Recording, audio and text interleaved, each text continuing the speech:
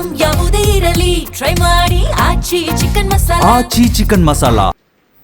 All right, okay Satish, ಈಗ ಸಂಭವನೀಯ ಸಚಿವರು 10 ಜನ ಅವ್ರ ಜೊತೆಗೆ ಪ್ರಮಾಣ ವಚನ ಸ್ವೀಕರಿಸ್ತಾರೆ ಅಂತ ಹೇಳಲಾಗ್ತಾ ಇದೆ. ಸಂಭವನೀಯರ ಪಟ್ಟಿಯನ್ನ ನೋಡಿದಾಗ ಹಳೆ ಸಂಪುಟದಲ್ಲಿ ಇದ್ದಂತಹ ಹಿರಿಯ ಸಚಿವರುಗಳ ಹೆಸರುಗಳೇ ಜಾಸ್ತಿ ಇದ್ದಾರೆ. ಹೊಸಬ್ರು ಯಾರಾದ್ರೂ ಆಡ್ ಆನ್ ಆಗ್ಬೋದಾ?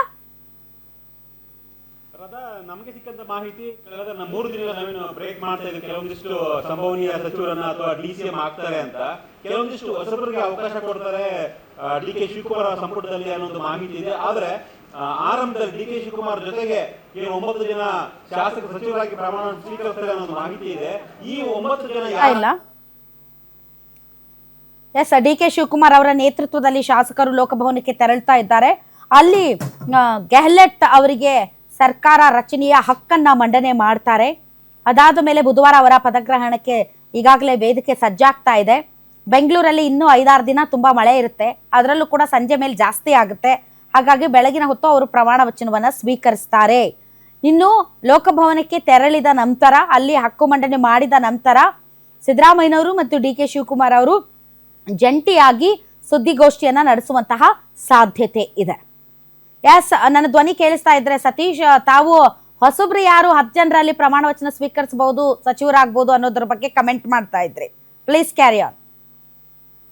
3 ದಿನಗಳಿಂದ ಏನು ನಾವು ಸಂಭವನೀಯ ಸಚಿವರು ಅಥವಾ ಸಂಭವನೀಯ DCM ಅಂತ ಏನು ಬ್ರೇಕ್ ಮಾಡ್ತಾ ಇದ್ದೀವಿ, ಸಾಕು. ಈಗ ಅವಕಾಶ ಇರೋದು 33 ಜನಕ್ಕೆ ಸಚಿವರಾಗಬಹುದು ಕರ್ನಾಟಕದ ವಿಧಾನಸಭೆಯಲ್ಲಿ. ಆದರೆ ಆರಂಭದಲ್ಲಿ DK ಶಿವಕುಮಾರ್ ಜೊತೆ 9 ಮಂದಿ ಶಾಸಕರು ಸಚಿವರಾಗಿ ಪ್ರಮಾಣ ವಚನ ಸ್ವೀಕರಿಸ್ತಾರೆ ಅನ್ನೋ ಒಂದು ಮಾಹಿತಿ ಇದೆ. ಆದರೆ ಈ 9 ಜನ ಯಾರು ಆರಂಭದಲ್ಲೇ DK ಶಿವಕುಮಾರ್ ಜೊತೆ ಯಾರೆಲ್ಲ ಸಚಿವರಾಗಿ ಪ್ರಮಾಣ ವಚನ ಸ್ವೀಕರಿಸ್ತಾರೆ, ಈ ಒಂದು ಲಿಸ್ಟ್ನಲ್ಲಿ ನಮಗೆ ಸಿಕ್ಕಂತಹ ಲಿಸ್ಟ್ನಲ್ಲಿ ಹೊಸಬರು ಕಾಣಿಸ್ತಾ ಇಲ್ಲ ಈ ಆರಂಭ ಲಿಸ್ಟ್ನಲ್ಲಿ. ಯಾಕಂದರೆ ಸಹಜವಾಗಿಯೇ ಸಿದ್ದರಾಮಯ್ಯ ಆಪ್ತರಿರ್ತಾರೆ, ಜೊತೆಗೆ DK ಶಿವಕುಮಾರ್ ಆಪ್ತರು ಯಾರೆಲ್ಲ ಹಿರಿಯ ನಾಯಕರಿದ್ದಾರೆ, ಈಗಾಗಲೇ ಸಚಿವರಾಗಿದ್ದಾರೆ, ಅವರಿಗೆ ಮನ್ನಣೆಯನ್ನು ಕೊಡಬಹುದು ಆರಂಭದಲ್ಲಿ. ಯಾಕಂದರೆ ಕ್ಯಾಬಿನೆಟ್ ದರ್ಜೆಯ ಸಚಿವ ಸ್ಥಾನವನ್ನು ಹಿರಿಯ ಶಾಸಕರಿಗೆ ಅಥವಾ ಮಾಜಿ ಸಚಿವರಿಗೆ ಕೊಡಬೇಕು ಅನ್ನೋ ಒಂದು ಸಂಪ್ರದಾಯ, ಜೊತೆಗೆ ಎಲ್ಲರನ್ನೂ ಕೂಡ ಬ್ಯಾಲೆನ್ಸ್ ಮಾಡಬೇಕು ಅನ್ನೋ ಕಾರಣಕ್ಕಾಗಿ ಈಗಾಗಲೇ ಒಂದಿಷ್ಟು ಹೆಸರುಗಳು ಕೇಳಿ ಬರ್ತಾ ಇದ್ದಾವೆ. ಸಹಜವಾಗಿಯೇ ಪರಮೇಶ್ವರ್ ಹೆಸರು ಕೇಳಿ ಬರ್ತಾ ಇದೆ, ಸಚಿವರಾಗಿದ್ದರು, ಮಾಜಿ DCM ಆಗಿದ್ದರು. ಸೊ ಪರಮೇಶ್ವರ್ ಈ ಒಂದು ಪಟ್ಟಿಯಲ್ಲಿ ಮೊದಲಿಗರಾಗಿದ್ದಾರೆ. ಅದರ ಜೊತೆಗೆ MB ಪಾಟೀಲ್ ಹೆಸರು ಕೇಳಿ ಬರ್ತಾ ಇದೆ.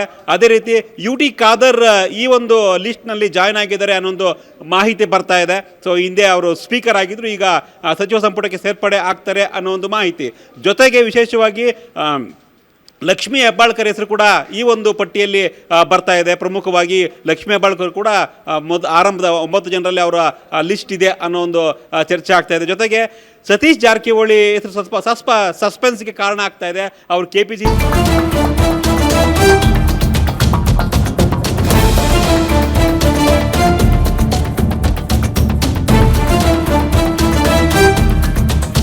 ಸಂದರ್ಭದಲ್ಲಿ 9 ಜನರಲ್ಲಿ ಜೂನಿಯರ್ಸ್ ಅಥವಾ ಹೊಸ ಮುಖಗಳು, ಈಗೇನು ಶರತ್ ಬಚ್ಚೇಗೌಡ ಹೆಸರು ಕೇಳಿ ಬರ್ತಾ ಇದೆ, ಪ್ರದೀಪ್ ಈಶ್ವರ್ ಹೆಸರು ಕೇಳಿ ಬರ್ತಾ ಇದೆ, ಪುಟ್ಟರಂಗ ಶೆಟ್ಟಿ ಹೆಸರು ಕೇಳಿ ಬರ್ತಾ ಇದೆ.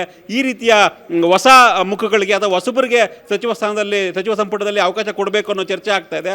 ಅವರೆಲ್ಲರ ಹೆಸರು ಕೂಡ ಈಗ ಆರಂಭದಲ್ಲಿ ಹೆಸರು ಕೇಳಿ ಬರ್ತಾ ಇಲ್ಲ. ಬಟ್ ಸಂಭವನೀಯ ಸಚಿವ ಆಕಾಂಕ್ಷಿಗಳ ಪಟ್ಟಿಯಲ್ಲಿ ಅವ್ರ ಹೆಸರೆಲ್ಲ ಇದೆ ರಾಧಾ. ಹಾಗಾಗಿ ಆರಂಭದಲ್ಲಿ ಬಹುತೇಕ 9 ಜನ ಕೂಡ ಸೀನಿಯರ್ಸೇ ಆಗಿರ್ತಾರೆ ರಾಧಾ. ಓಕೆ ಸತೀಶ್, ಒಬ್ಬ ಹೆಣ್ಮಗಳಾಗಿ ನಾನು ಕೇಳ್ತೀನಿ, ಈ ಸರ್ಕಾರ ನಿಂತಿರೋದೇ ಮಹಿಳೆಯರ ಮೇಲೆ. ಯಾಕೆ ಅಂದ್ರೆ ಗ್ಯಾರಂಟಿಗಳ ಮೂಲಕ ಮಹಿಳೆಯರನ್ನ ಆಕರ್ಷಿಸಿ ಮಹಿಳೆಯರ ಓಟ್ಗಳನ್ನ ಪಡೆದು ಇವತ್ತು ಸರ್ಕಾರ ಅತ್ಯಂತ ಹೆಚ್ಚು ಬಹುಮತದಿಂದ ಇದೆ. ಸೊ ಮಹಿಳೆಯರ ವಿಚಾರದಲ್ಲಿ ಯಾವುದೇ ಪಾರ್ಟಿ ಬಂದರೂ ಕೂಡ ಅದು ಒಂದೇ ಒಂದು ಮಿನಿಸ್ಟರ್ಗಿರಿ ಕೊಡ್ತಾರೆ, ಅದು ಮಹಿಳಾ ಮತ್ತು ಮಕ್ಕಳ ಬಿಟ್ರೆ ಬೇರೆ ಕೊಡೋದಿಲ್ಲ. ಆ ವಿಚಾರದಲ್ಲಿ ಮೋದಿ ಅವ್ರ ಸರ್ಕಾರನ ನಾನು ತುಂಬಾ ಅಪ್ರಿಶಿಯೇಟ್ ಮಾಡ್ತೀನಿ. ಈ ಹಿಂದೆ BJP ಇದ್ದಾಗ ಶೋಭಾ ಕರಂದ್ಲಾಜೆ ಅವ್ರಿಗೆ ಪವರ್ ಮಿನಿಸ್ಟರ್ ಖಾತೆಯನ್ನ ಕೊಟ್ಟಿದ್ರು. ಆದರೆ ಈ ಬಾರಿ ಈ ಸಚಿವ ಸಂಪುಟ ಈ ಸಚಿವ ಸಂಪುಟದಲ್ಲಿ ಅಟ್ಲೀಸ್ಟ್ ಇಬ್ರಿಗಾದ್ರೂ ಕೊಡ್ಬೇಕಲ್ವಾ ಮಹಿಳೆಯರಿಗೆ? ಆ ಚಾನ್ಸಸ್ ಇದೆಯಾ? ಇಬ್ರಿಗಂತಲ್ಲ, 50-50 ಕೊಡ್ಬೇಕು. ಬಟ್ ನೋ ಪ್ರಾಬ್ಲಮ್, ಅವ್ರಿಗದು ಸಾಧ್ಯ ಇಲ್ಲ. ಅಷ್ಟು ಗಟ್ಸಿ ಯಾವ ಪಕ್ಷನೂ ತೋರ್ಸಲ್ಲ, ಅದು ನನಗೆ ತುಂಬಾ ಚೆನ್ನಾಗಿ ಗೊತ್ತಿದೆ, ಇನ್ಕ್ಲೂಡಿಂಗ್ BJP ಆ್ಯಂಡ್ ಕಾಂಗ್ರೆಸ್. ನನಗೆ ಕೇಳಿದ ಒಂದು 10 ಜನರಾದ್ರೂ ಮಹಿಳಾ ಮಂತ್ರಿಗಳು ಇರಬೇಕು. ಆದ್ರೆ ಗೆದ್ದವ್ರೆಷ್ಟು ಅನ್ನೋದು ಕೂಡ ಒಂದು ಪ್ರಶ್ನೆ ಎದುರಾಗುತ್ತೆ. But we are waiting for ಮಹಿಳಾ ಬಿಲ್. ಅದು ಬಂದ ಮೇಲೆ ಡೆಫಿನೆಟ್ಲಿ ಅದನ್ನ ತುಂಬಾ ಜಾಸ್ತಿ ಒತ್ತಾಯದಿಂದ ಕೇಳಬಹುದು. ಅಟ್ಲೀಸ್ಟ್ ಇಬ್ಬರನ್ನ ಮಾಡ್ಬೋದಲ್ಲ ಈ ಬಾರಿ ಅಂತ ತಮಗೇನು ಅನ್ಸುತ್ತೆ? ಮಾಡ್ಬೋದಾ? ಸದ್ಯಕ್ಕಂತೂ ಚರ್ಚೆಯಲ್ಲಿದೆ. ನಿನ್ನೆ ನಾವು ಈ ಸುದ್ದಿಯನ್ನ ಮಾತಾಡ್ತಾ ಇದ್ವಿ. ಒಂದು ಖನಿಜಾ ಫಾತಿಮ್ ಹೆಸರು ಕೂಡ ಕೇಳಿ ಬರ್ತಾ ಇದೆ. ಕಲಬುರ್ಗಿ ಅಫ್ಜಲ್ಪುರ ಕಲಬುರ್ಗಿ ಭಾಗದಿಂದ ಖನಿಜಾ ಫಾತಿಮ್ ಅವರ ಹೆಸರು ಕೂಡ ಕೇಳಿ ಬರ್ತಾ ಇದೆ. ಅವರು ಬೆಂಬಲಿಗರಿಗಾಗಲೇ ನಿನ್ನೆ ಅಷ್ಟೇ ಸೆಲೆಬ್ರೇಷನ್ ಕೂಡ ಮಾಡಿದ್ರು. ಖನಿಜಾ ಫಾತಿಮ್ಗೆ ಅಲ್ಪಸಂಖ್ಯಾತ ಕೋಟಾದಲ್ಲಿ ಸಚಿವ ಸ್ಥಾನ ಕೊಡಬೇಕು ಅನ್ನೋ ಚರ್ಚೆ ಆಗ್ತಾ ಇದೆ. ಮತ್ತೊಂದು ಕಡೆ ರೂಪಕಲಾ ಶಶಿಧರ್, ಕೆ ಎಚ್ ಮುನಿಯಪ್ಪ ಅವರ ಪುತ್ರಿ, ಒಂದು ವೇಳೆ ಕೆ ಎಚ್ ಮುನಿಯಪ್ಪ ಅವರಿಗೆ ಡ್ರಾಪ್ ಆದರೆ ಪುತ್ರಿ ರೂಪಕಲಾ ಶಶಿಧರ್ ಅವರಿಗೆ ಸಚಿವ ಸ್ಥಾನ ಕೊಡಬೇಕು ಅನ್ನೋ ಲೆಕ್ಕಾಚಾರ ಇದೆ. ಸಹಜವಾಗಿ ಲಕ್ಷ್ಮೀ ಹೆಬ್ಬಾಳ್ಕರ್ ಮಂತ್ರಿ ಆಗಿದ್ರು, ಅವರನ್ನ ಕಂಟಿನ್ಯೂ ಮಾಡ್ತಾರೆ ಅನ್ನೋ ಒಂದು ಲೆಕ್ಕಾಚಾರ ಇದೆ.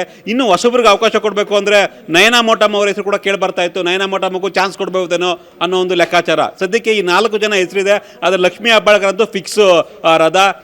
ಈ 2 ಹೆಸರುಗಳು ಖನಿಜಾ ಫಾತಿಮಾ ಮತ್ತೆ ರೂಪಕಲಾ ಶಶಿಧರ್, ಇವ್ರ ಹೆಸರು ಕೂಡ ಕೇಳಿ ಬರ್ತಾ ಇದೆ. ಬಟ್ ಹೈಕಮಾಂಡ್ ನೀವು ಹೇಳ್ದಂತೆ ಮನಸ್ಸು ಮಾಡಬೇಕು. ಸಹಜವಾಗಿಯೇ ಕರ್ನಾಟಕದ ಅದೊಂದು ಏನೋ ಒಂದು ಯಾವ ಸರ್ಕಾರ ಬಂದರೂ ಕೂಡ ಕೇವಲ ಒಬ್ಬ ಮಹಿಳೆಗೆ ಮಾತ್ರ ಅವಕಾಶ ಕೊಡ್ತಾ ಇದ್ದಾರೆ. ನೀವು ಹೇಳಿದಂತೆ 2-3 ಜನ ಮಾಡ್ಬೋದು, ಅದು 4 ಜನ ಕೂಡ ಮಾಡ್ಬೋದು. 33 ಸಚಿವರಲ್ಲಿ ಅಟ್ಲೀಸ್ಟ್ ಒಂದು 10% ಅಂದರೆ 3 ಜನ ಮಾಡ್ಬೋದು. ಆ ರೀತಿಯಾಗಿ ಚರ್ಚೆ 3 ಜನ ಕೊಟ್ಟರೆ ಸದ್ಯಕ್ಕಂತೂ ಲಕ್ಷ್ಮೀ ಹೆಬ್ಬಾಳ್ಕರ್ ಫಿಕ್ಸ್ ಆಗಿದ್ದಾರೆ. ಖನಿಜಾ ಫಾತಿಮಾಗೆ ಮಾಡ್ತಾರಾ ಅಥವಾ ಕೆ ಎಚ್ ಮುನಿಯಪ್ಪನ ಡ್ರಾಪ್ ಮಾಡಿ ರೂಪಕಲಾ ಶಶಿಧರ್ಗೆ ಅವಕಾಶ ಕೊಡ್ತಾರಾ ಅನ್ನೋದನ್ನ ವೆಯ್ಟ್ ಮಾಡಬೇಕು ರಾಧಾ.